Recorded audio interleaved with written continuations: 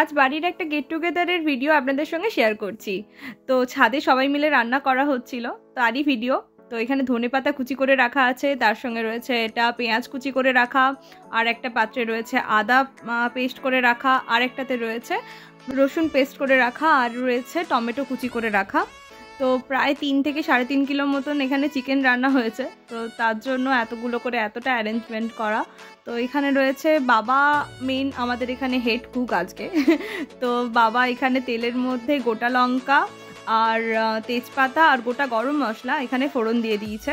এবারে দিচ্ছে রসুন, আগে থেকে যে পেস্ট করে রাখা সেই রসুনটা এর মধ্যে তেলের মধ্যে দিয়ে দিচ্ছে। তো ভালো করে এখানে রসুনটা তেলের মধ্যে কষা হয়ে যাওয়ার পরে কিন্তু পেঁয়াজ যে কুচি করে রাখা ছিল সেই পেঁয়াজগুলো এর মধ্যে দিয়ে দেওয়া হচ্ছে। তো পেঁয়াজটা এখানে তেলের সাথে ভালো করে একদম কষাতে হবে, খুব ভালো করে যেন পেঁয়াজটা একদম পুরো ব্রাউন কালার হয়ে যায়। আর বাবা এখানেই কিন্তু একদম পরিমাণ মতন লবণটা দিয়ে দেয় পেঁয়াজটা ভাজার সময়, মানে চিকেনে যতটা লবণ লাগবে তো এখানে সেই লবণটা বাবা একেবারেই দিয়ে দেয়। তো পেঁয়াজটা এখানে খুব ভালো করে ভাজা হয়ে গেছে, দেখতে পাচ্ছেন একদম পুরো ব্রাউন কালার হয়ে যাচ্ছে। তো পেঁয়াজটা কষানো খুব প্রয়োজন এখানে, মানে বাবার ক্ষেত্রে পেঁয়াজটা একদম ড্রাই করে না ভাজলে বাবার মনে হয় যে না হচ্ছে না। এরপর পেঁয়াজটা মোটামুটি ভাজা হয়ে যাওয়ার পর একে একে লঙ্কা গুঁড়ো আর হলুদ গুঁড়ো এখানে বাবা দিয়ে দিচ্ছে পেঁয়াজের মধ্যেই, দিয়ে ভালো করে এখানে পেঁয়াজটা কষাকষি চলছে, একদম কষিয়ে রান্না চলবে।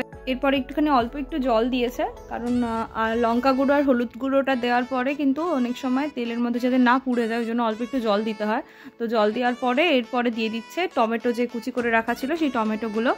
তো টমেটোটা দিয়েও ভালো করে এবার পেঁয়াজের সঙ্গে টমেটোটা ভালো করে কষতে হবে, টমেটোটা একেবারে যাতে গলে যায় সেটা পর্যন্ত কিন্তু কষা চলবে। তো দেখতেই পাচ্ছেন টমেটোটা মোটামুটি গলে গেছে ভালোই। তো আরও একটু কিছুক্ষণ ধরে এরকমভাবেই কষাকষি চলছে। এরপরে বাবা দিয়ে দিচ্ছে আদা বাটা, যে আগে থেকে বেটে রাখা আদাটা ছিল সেটা এবার ওই তেলের মধ্যে দিয়ে ভালো করে একটু কষে নিয়েছে।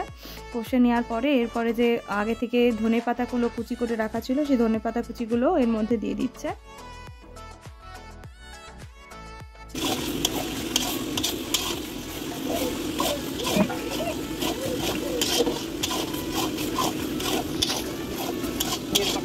কিছুক্ষণ ধরে ভালো করে কষে নেওয়ার পরে এবার কাশ্মীরি রেড চিলি পাউডার এটা দিয়ে দেওয়া হলো।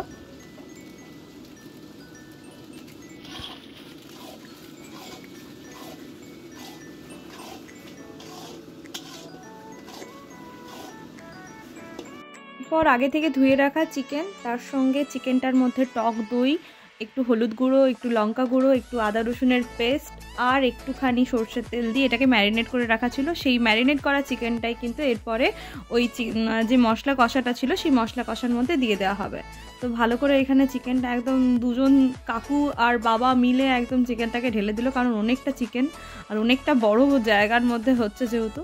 তো চিকেনটার মধ্যে দিয়ে একটু কষে নিয়ে আর ওই চিকেন যেই পাত্রটা ছিল সেখান থেকে একটু অল্প করে জল দিয়ে ধোয়াটা ওর মধ্যে দিয়ে দেওয়া হলো। এরপরে বাবা কিন্তু একটা জিনিস দেয়, যেটা হচ্ছে বাবা রান্নাতেই শুধুমাত্র আমি দেখেছি যে কাজু আর কিশমিশ দেয়, এটা কিন্তু পেস্ট করা নয়। তো এমনি কাজু আর কিশমিশ ধুয়ে রাখা সেটা এর মধ্যে একদম ডাইরেক্টলি দিয়ে দেয় বাবা। তো এরপরে দেওয়ার পর আগে থেকে ভেজে রাখা আলু, সেই আলুগুলো এর মধ্যে চিকেনের মধ্যে দিয়ে ভালো করে এবার চিকেনটা আর আলুটা যাতে সেদ্ধ হয় সেই জন্য একদম ভালো করে কষাতে হবে। এই কষানোটা প্রায় 10 থেকে 15 মিনিট ধরে হয়, আর মাঝে মাঝে একটুখানি করে খুন্তি দিয়ে কিন্তু এটা একটু নেড়ে নিতে হয়, কারণ যাতে নিচে না লেগে যায়।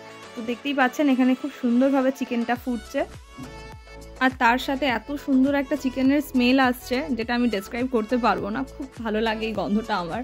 চিকেনটা গরম গরম ফুটবে, এরকম ঝোল মাংস আলু দিয়ে চিকেন দিয়ে জাস্ট ফাটাফাটি ব্যাপার হয়।